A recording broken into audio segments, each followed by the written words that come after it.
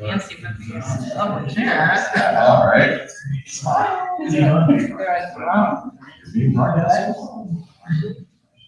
Would you like the cup of Jenner's? The stairs? Oh, yeah. I call the BZA meeting to order and ask that everyone please sign on their cell phones and stand for the Pledge of Allegiance. I pledge allegiance To the flag of the United States of America and to the republic for which it stands, one nation, under God, indivisible, with liberty and justice for all.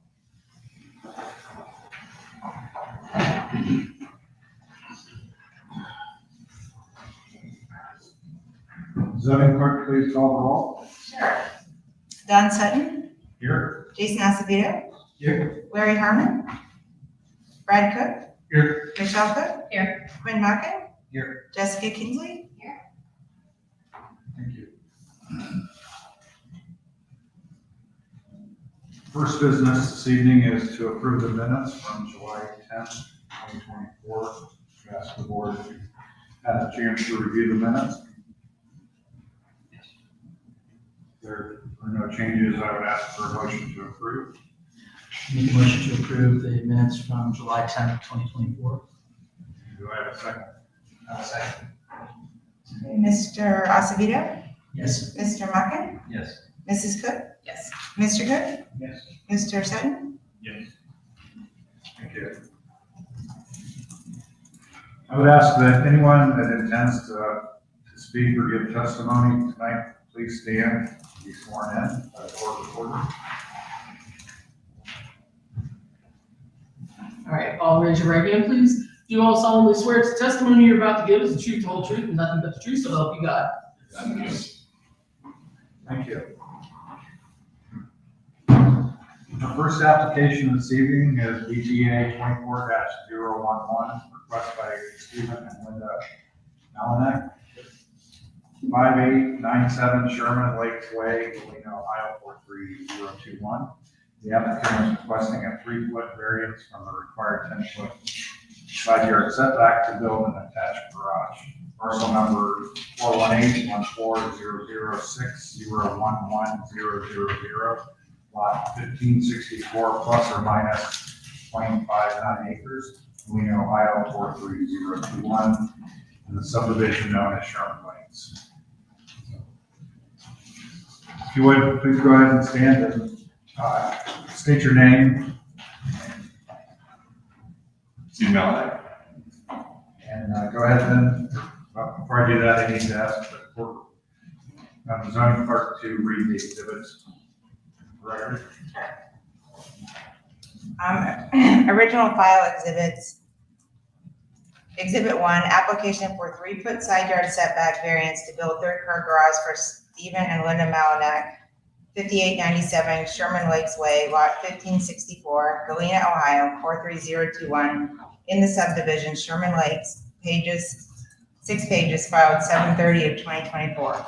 Exhibit 2, signatures of neighbors in support of the 3-foot variance for attached garage, submitted with application filed 7/30 of 2024.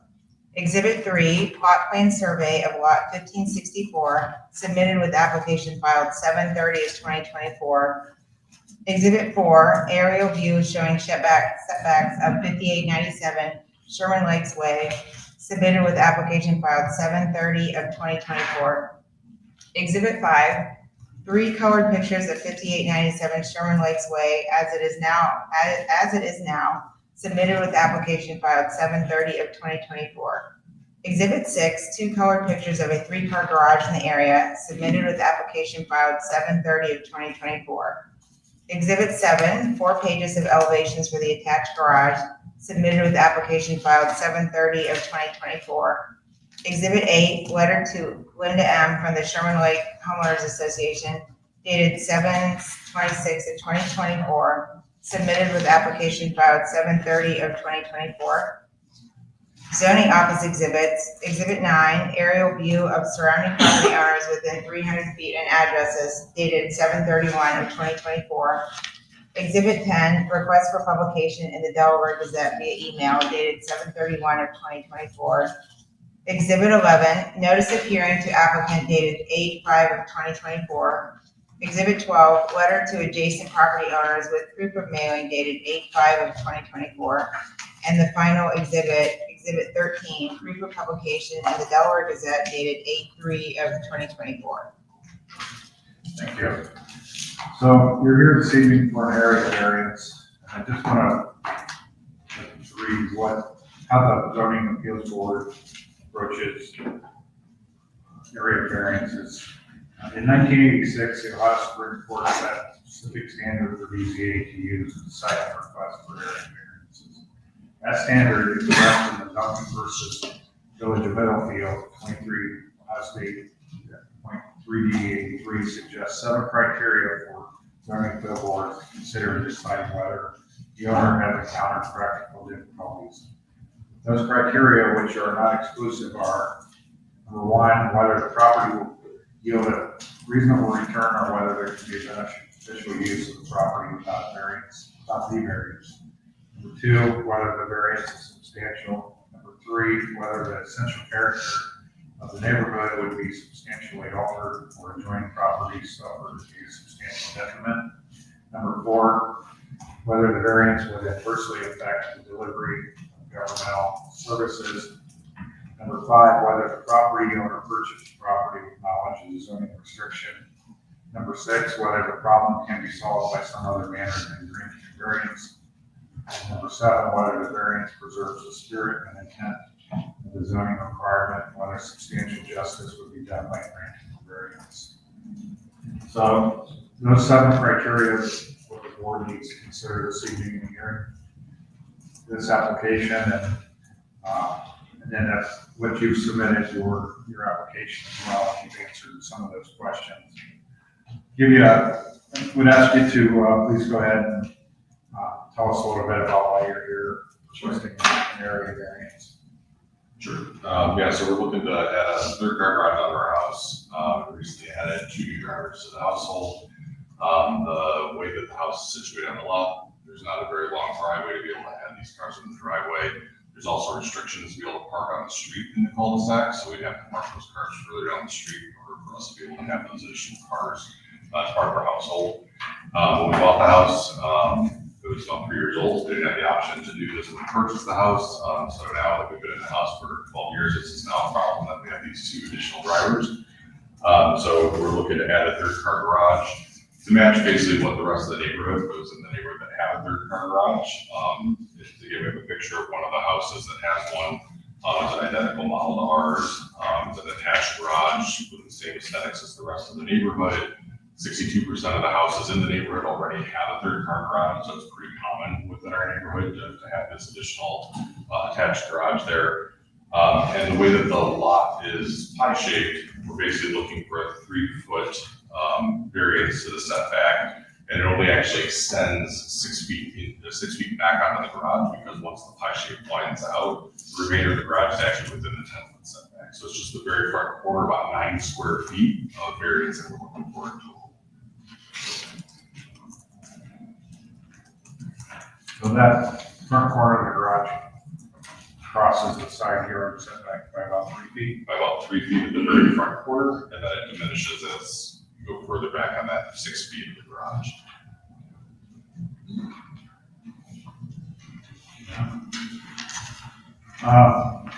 Let's go ahead and go through your questions here. As I mentioned, the various requests. So whether the property in question will yield a reasonable return, whether there can be a beneficial use of the property without the variance. And if you want to read what you have here, or anything else you'd like to say about it. Yeah, as far as just being able to have the property still have beneficial value with a healthy variance.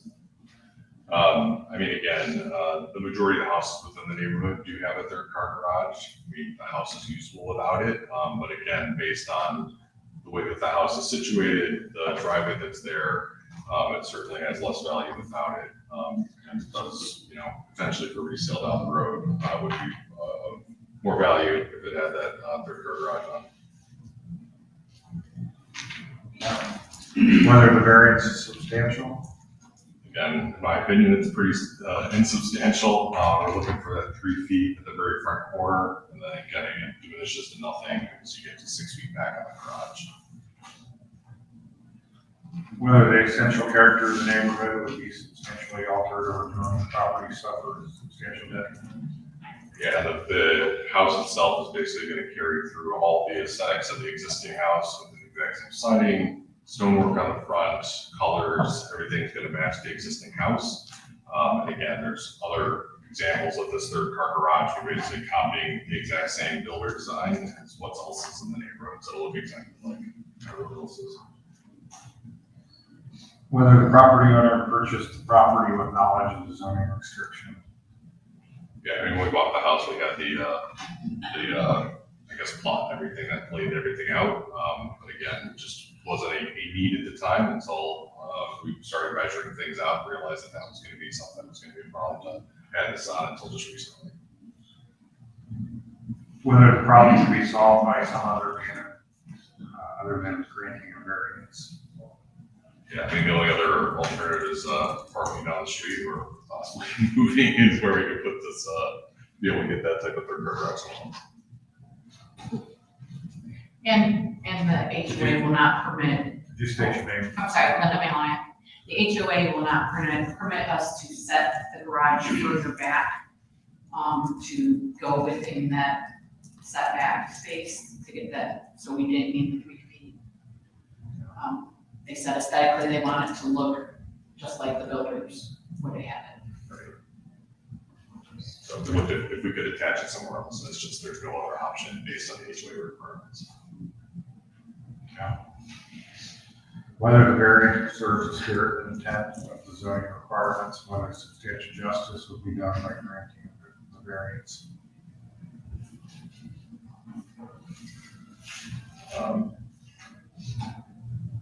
Could you repeat that again?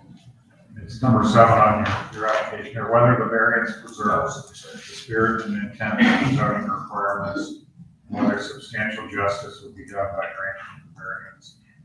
Yeah, so I mean, obviously the spirit and intent of the variance is to make sure there's proper distance between the houses.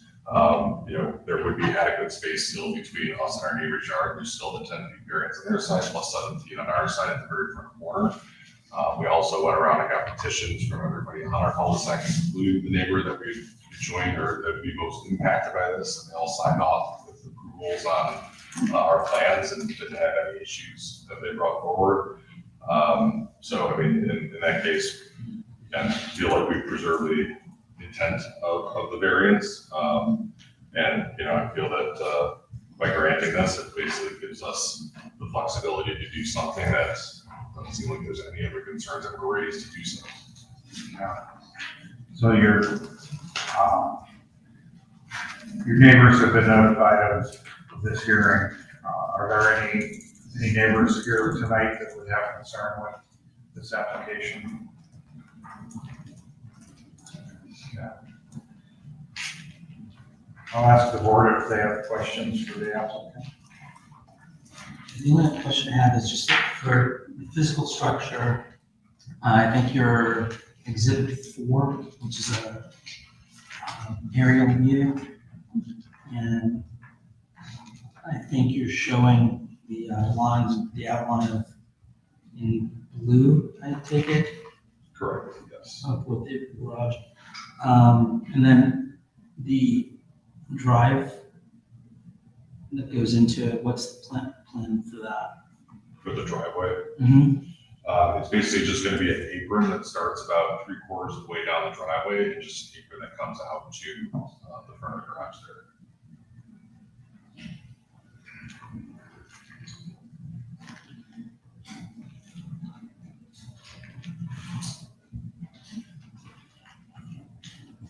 Additional questions?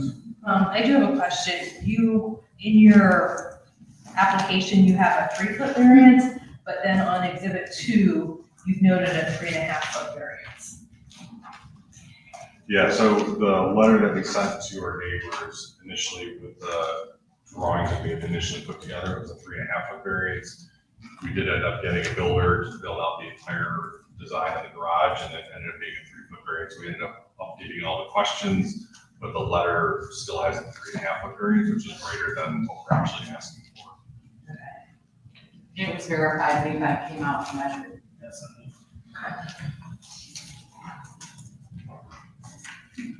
Being within the easement, can you speak, is there any utilities that run through that area? There's a downspout and a clear out valve or whatever that you can get into. It's in the side yard, which we've already looked at where the driveway is going to go, is where that clear out valve or cap is going to be, and they're just going to incorporate that in so it's still accessible.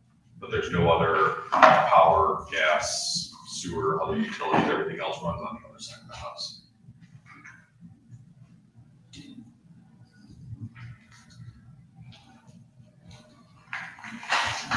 And there's no other neighborhoods behind us, it's all private property. The gentleman behind us owns at least 5 acres.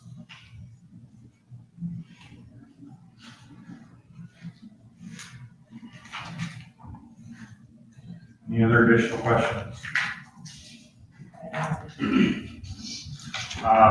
Before I ask for a motion, I'll just state, for number one, whether your property would yield a reasonable return, whether there could be a beneficial use of the property without the variance.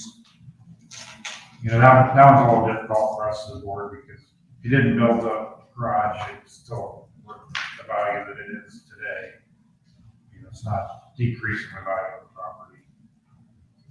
Number two, whether the variance is substantial, I would say in this case it's not. I think you said 90 square feet, it's 3 feet over and 6 feet back where it's crossing the line. So the board, I would say, doesn't seem to be that substantial. Whether the essential character of the neighborhood would be substantially altered, probably not, as they shown here in pictures. There's other 3-car garages. So once it's built, the garage fit in very well.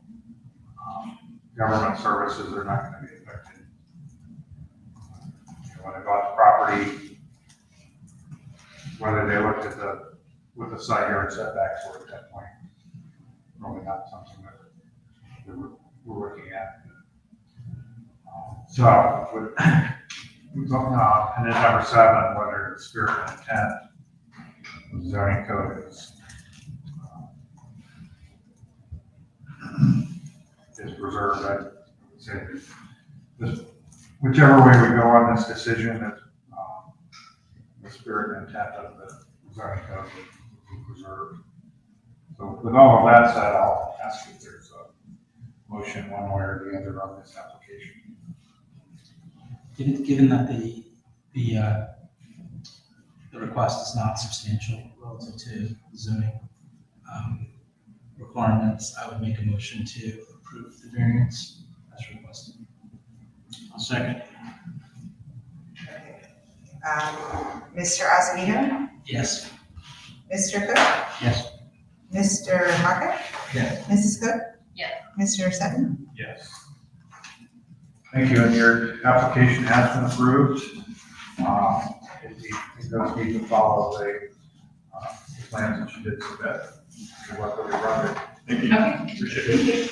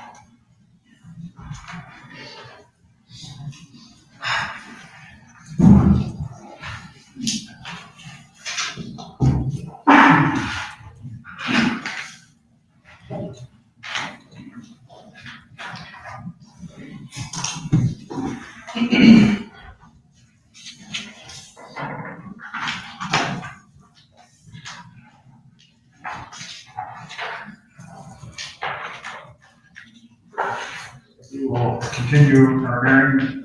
Next, we have a tabled and revised application, BZA 24-009, requested by Cheshire Mills LLC, 7034 Africa Road, Galena, Ohio 43021.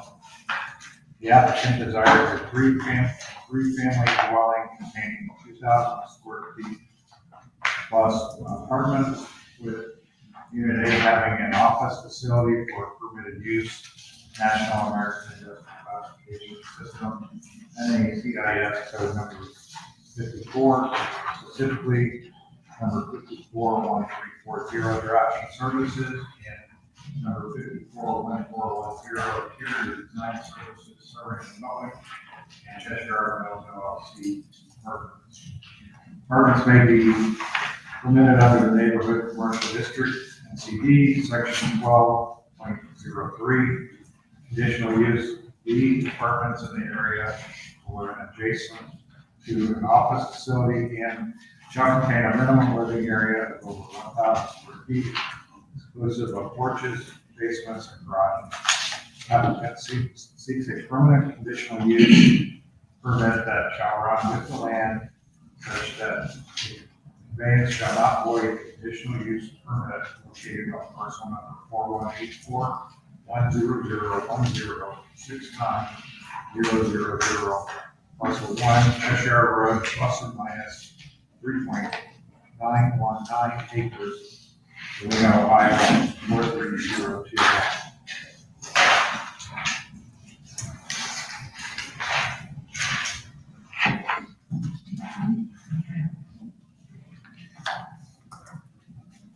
Ask the zoning clerk to please read the exhibits for records. Original file exhibits, Exhibit 1, revised application for conditional use permit for three-family dwellings, Cheshire Mills LLC, 7034 Africa Road, Galena, Ohio, 43021, filed 7/11 of 2024.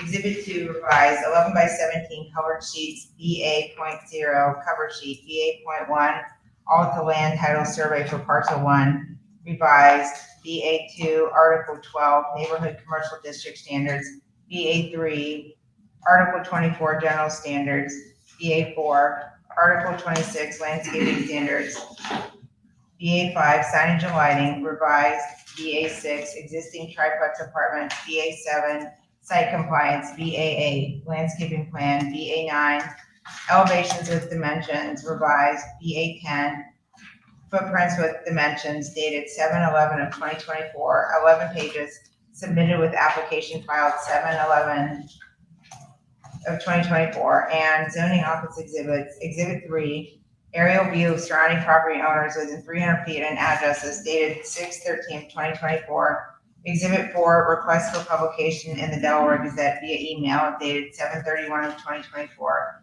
Exhibit 5, notice of hearing to applicant dated 8/5 of 2024. Exhibit 6, letter to adjacent property owners with proof of mailing dated 8/5 of 2024. And the final Exhibit 7, proof of publication in the Delaware Gazette dated 8/3 of 2024. Thank you. So section 12.03, conditional uses for NCD. Within the zoning district, the following uses may be permitted, subject to conditions and restrictions imposed by the Board of Zoning Appeals pursuant to provisions of Article 32 of this resolution. Conditionally permitted uses shall be considered abandoned if said use or uses are not commenced within 1 year from the date of the Board of Zoning Appeals approval, or if the said use is discontinued for a period in excess of 2 years. Unless the conditional use permit specifically grants that the grant shall be permanent and shall run with the land, the sale or conveyance of the land and or structure wherein the same is located or upon the same granted shall void the conditional use permit. The subsequent owners or lessees shall be required to reapply for continuation or modification of such use or uses to the Board of Zoning Appeals. Failure to comply with the terms of conditional use permit shall result in zoning violation. No conditional use shall be implemented until permit compliance is issued by the zoning inspector. So our applicant is applying for D, apartments in an area over or adjacent to the commercial store, room, or office facility, provided that apartments constructed within this district shall contain the following minimum living areas, exclusive of porches, basements, or garages.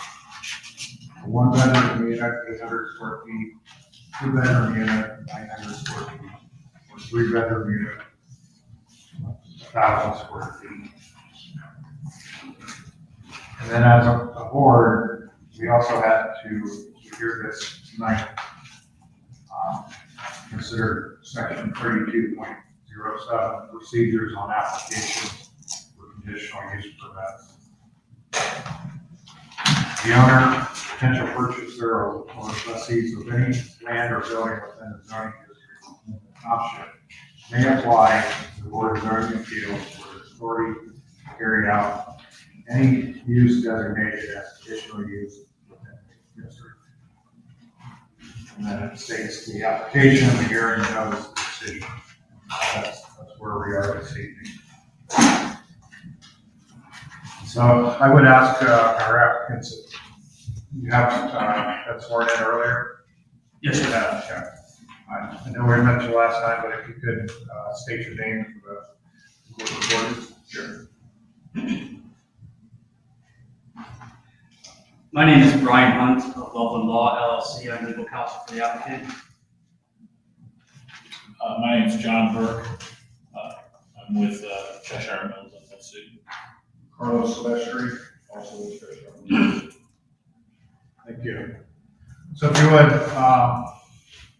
can you give us an update of the revisions that you made and how it differs from the previous application? Sure. This application is very similar to what was submitted before, but we have removed the condominium concept since that was an issue last time. And I'm not aware of any other material changes to the application, but the representatives of the applicant can certainly go further into that. Just real quickly, I do want to go over the 6 criteria that the board is supposed to review, and we feel that we meet all of these criteria. As has already been discussed, this use is in fact conditional use that's established under the district regulations, so we meet criteria number 1.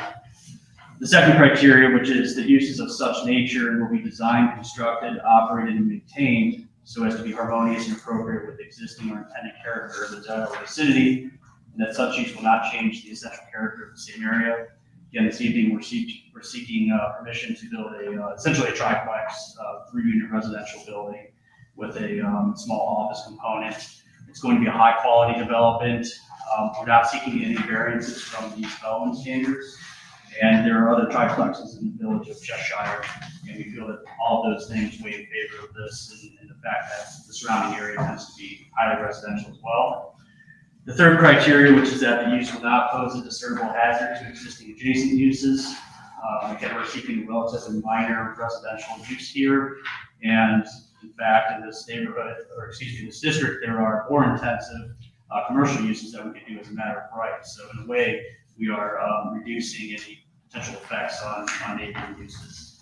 The fourth criteria, the use will be served adequately by essential public facilities and services such as highways, streets, police and fire protection, drainage structures, refuse disposal, water and sewers and schools. That's certainly the case, and my client's going to elaborate on that if there's any questions or concerns about that specifically. The fifth criteria is that the use will not involve activities, processes, materials, equipment, and conditions of operation that will be detrimental to persons, property, or the general welfare by reason of excessive production of traffic, noise, smoke, fumes, glare, or odors. Again, with the type of use that we're seeking, that's not going to be a problem. And the sixth criteria, which is that the use would be consistent with the objectives of the zoning resolution and the comprehensive plan, we meet that as well. In this area, the comprehensive plan recommends that the development be mixed use with residential use up to 5 units per net developable acre. So we meet that as well. We meet all those criteria. We think that the conditional use is appropriate, and we would ask the board to approve our application.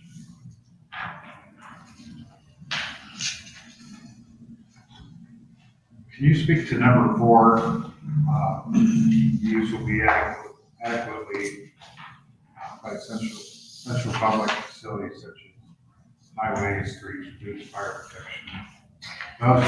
Those are understated. Drainage structure, water and sewer. Can you address those? Yeah, well, water and sewer, water runs across the front on our side of the property. It's a 4-inch line that would support the triplex with no problems. We've talked to Delco about that. If we were to add additional buildings down the road, then we would need our 6-inch line.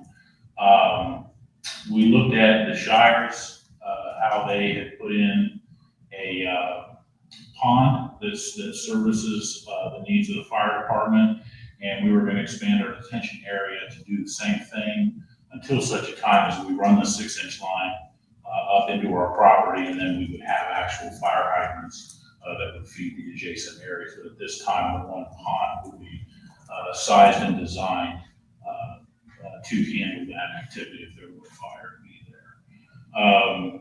Gas already runs across the front of our property as well.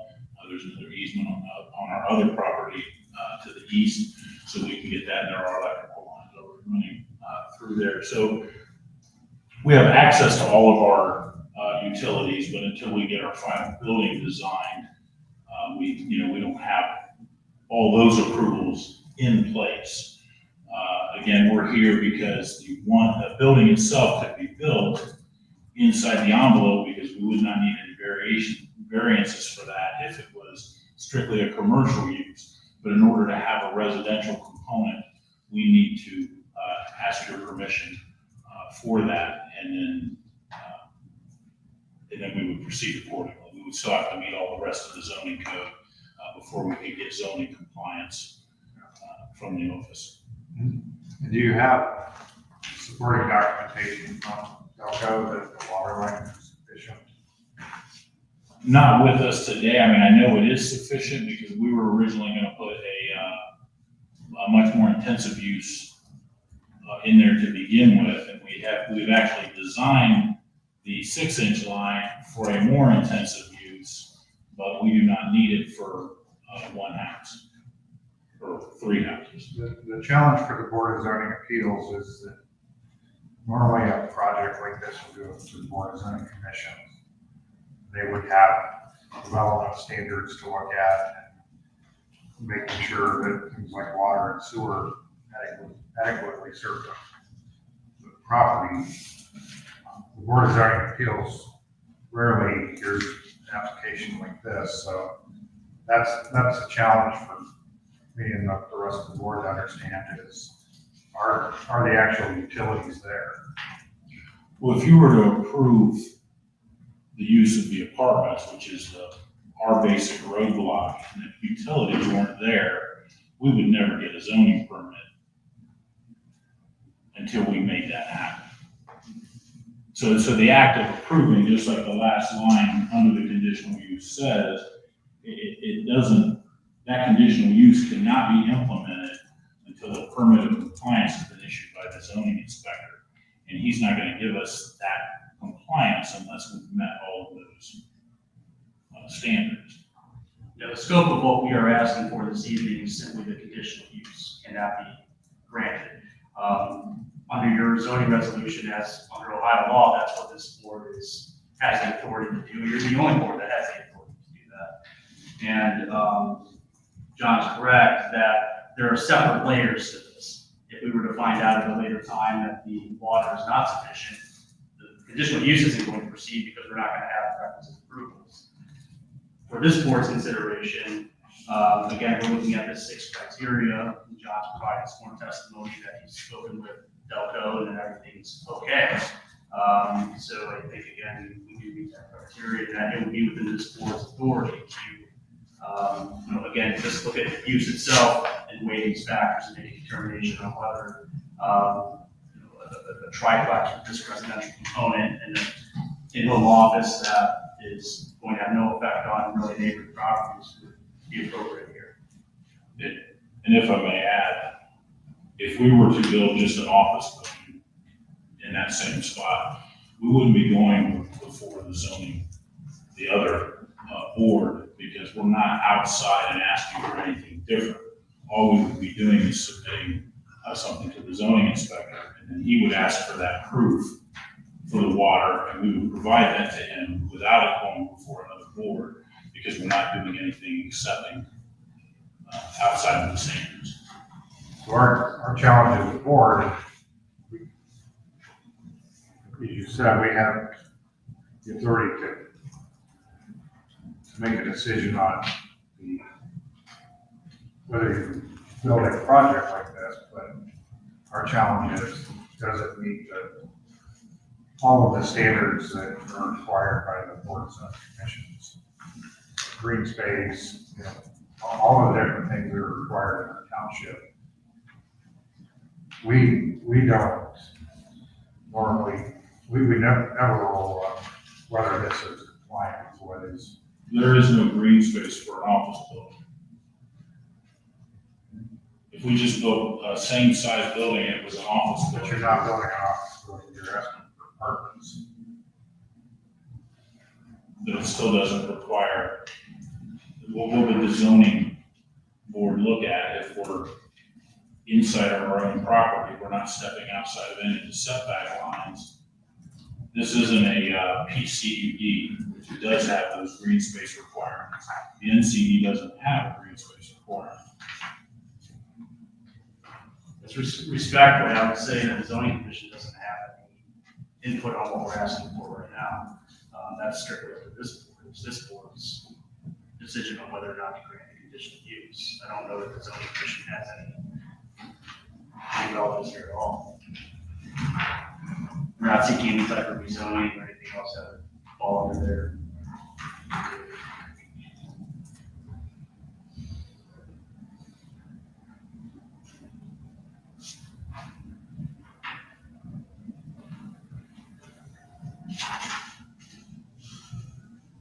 Questions from the board?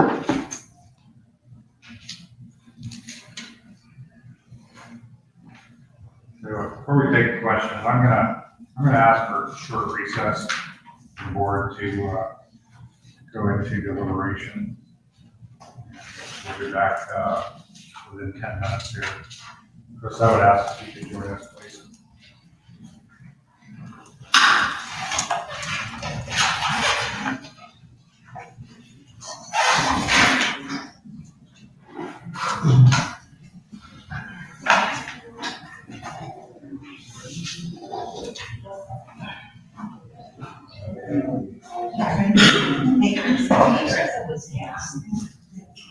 Yeah, on our 7 acre.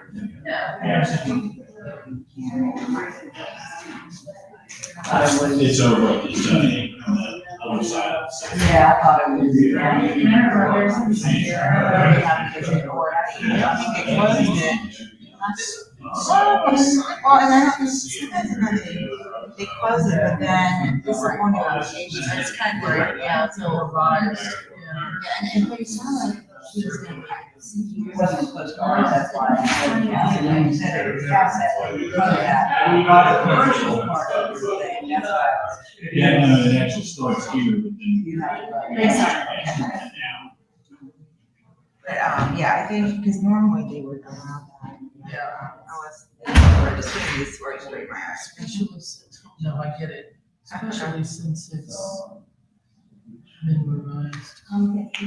It's in reverse. Yeah, exactly. It's, What's in there? so I turned off that. I turned this on.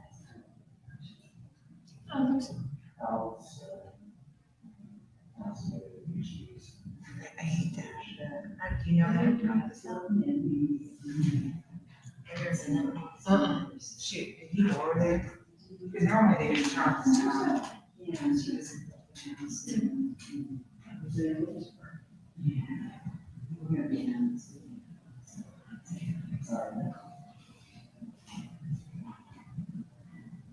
It is quite the system.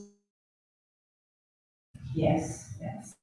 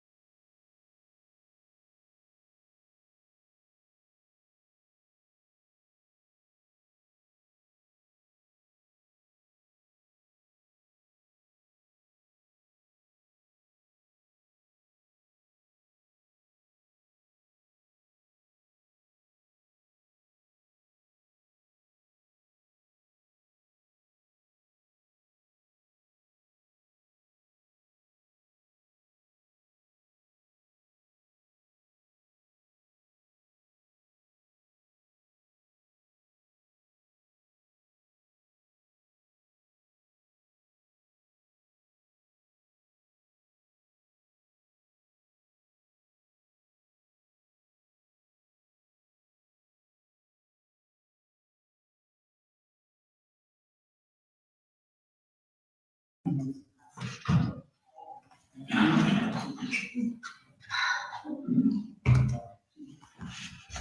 pretty easy.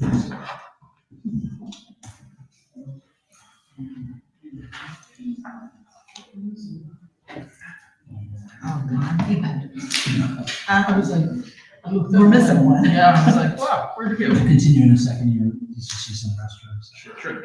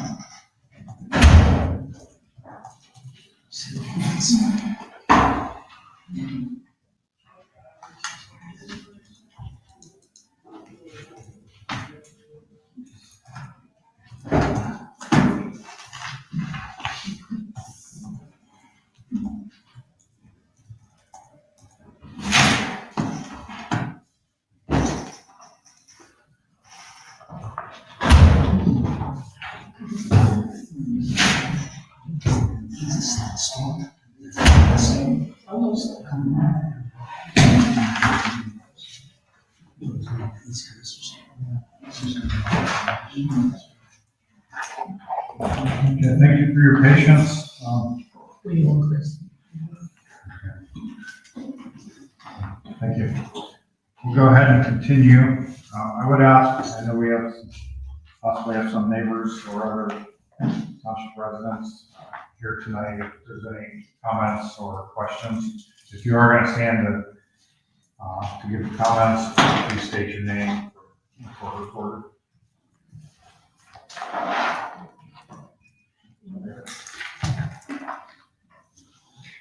Yes, my name's Chet Long. Need an address or anything? Yeah, address, please. I live in Marysville, on Wolford Masker Road, but I'm interested in Van Noon property, which is next to this, or close to this, design here.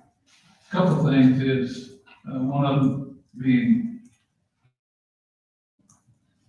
it does change the whole effect of the neighborhood. She grew up in and lived in, been around forever, the kids still live in it. That's one thing, and definitely opposed to it, but this zoning board seems good to do this under the guidelines. We'll have to do it, of course. I'm concerned about the setback. I don't know what the original plan had. Very few short feet setback. But this goes back, this has been changed 3 times since then. So, from her property lines.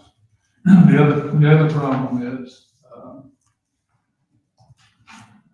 originally, he had surveyed, or his surveyor had surveyed off about 6 foot of her property.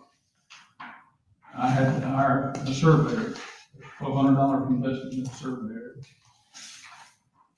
to unfind his mistake.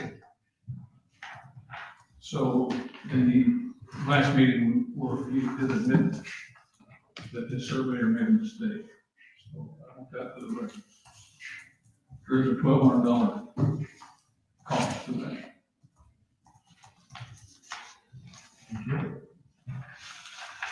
Additional comments?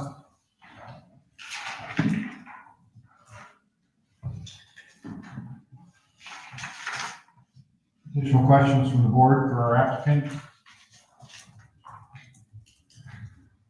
Any additional comments from the applicants? Yeah.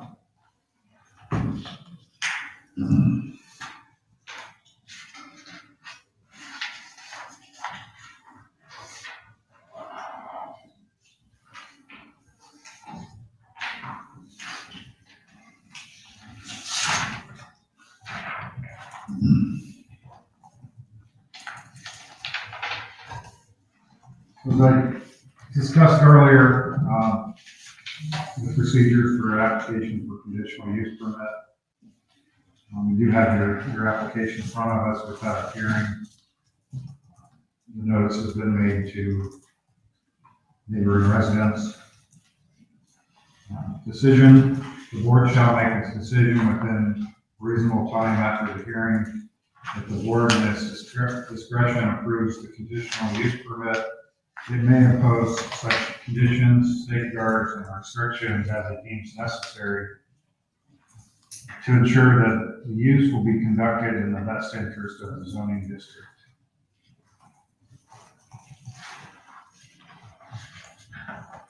Would the board like me to make the recommendation or the motion?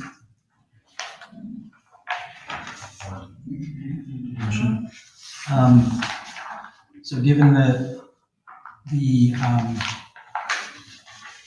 couple things. One, so given the plans submitted, the revisions within the NCD, it falls within the guidelines we have. However, from a additional documentation perspective, would be required as a condition of approval that all of the conditions that are required relative to our township guidelines are met relative as well as the county in terms of like fire, right? Utilities, et cetera, right? So, county road standards, traffic studies, et cetera. So, 6 here. Right.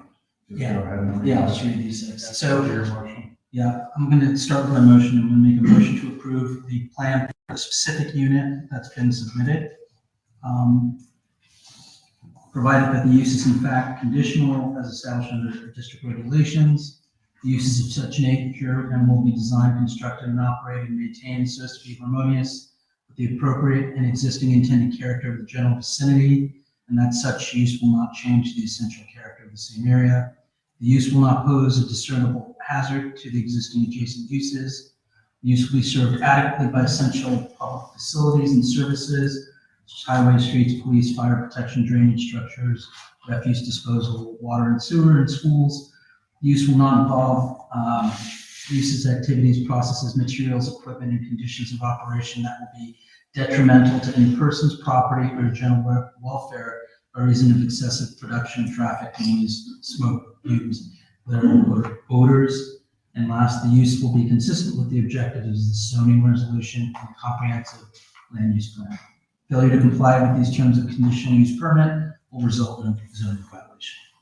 Understood. So, motion to approve based on that. Do I have a second? I'll second. Mr. Acevedo? Yes. Mr. Maka? Yes. Mrs. Cook? Yes. Mr. Cook? Yes. Mr. Sutton? Yes. BZA 24-009 has been approved. As stated in the motion, there's the one unit as indicated on the current plan. The motion was made that all the utilities and infrastructure and everything to go with it will need to be approved and properly developed the project. Thank you for coming in tonight. Thank you very much. Is there any other business? Could I ask a question? Do you know when we might receive a copy of I'm assuming at some point this will be reduced to a written document. Yes. Is that going to be In the next week. week or so? Okay, thank you. Week or so. Appreciate that. Is there any other business to be brought forward to the board tonight? With that, I adjourn the BZA meeting. Thank you for coming tonight.